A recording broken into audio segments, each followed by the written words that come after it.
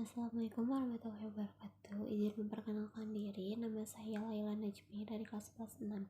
Di sini saya akan menjelaskan tentang struktur teks eksplanasi serta kaidah kebahasaannya.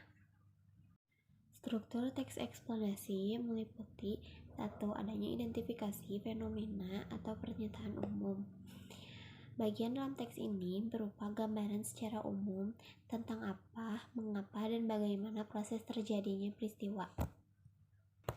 Yang kedua, ada proses kejadian atau hubungan sebab akibat. Pada bagian ini berisi perincian proses atau sebab terjadinya suatu fenomena yang juga mencakup akibat dan dampak yang ditimbulkan serta menjawab pertanyaan bagaimana dan mengapa. Yang ketiga, ada ulasan. Ulasan atau interpretasi berupa komentar atau penjelasan atas paparan yang sudah dijelaskan sebelumnya. Selanjutnya ada juga kaidah kebahasaan teks eksplanasi, yakni yang ke-1 ada konjungsi kausalitas, contohnya sebab, karena, dan sehingga. Yang kedua ada konjungsi kronologis, yaitu contohnya kemudian, lalu, setelah, sebelum.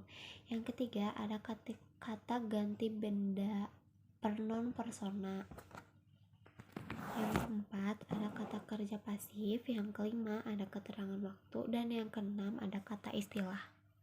Setelah menjelaskan struktur dan kebahasaan teks eksplanasi, saya akan menganalisis proses terbentuknya awan. Adanya identifikasi fenomena ada pada paragraf 1, 2, dan 3. Lalu di situ juga ada yang namanya proses kejadian, terdapat pada paragraf 4, 5, dan 6. Setelah itu ada juga alasan, adanya pada paragraf 7.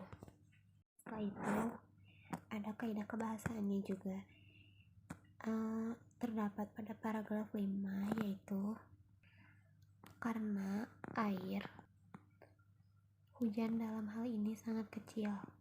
Kedua ada konjungsi kronologis, yaitu lalu.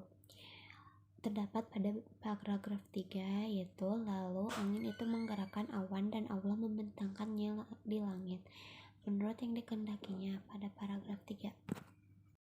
Dan ada juga lalu juga, yaitu lalu kamu lihat air hujan keluar dari celah-celahnya, terdapat pada paragraf 6. Dan ada juga sebelum, kemampuan modern, pada paragraf 1. Yang ketiga ada kata kerja pasif, yaitu pelestarian lingkungan hidup, ada pada paragraf 2. Dan yang terakhir ada keterangan waktu.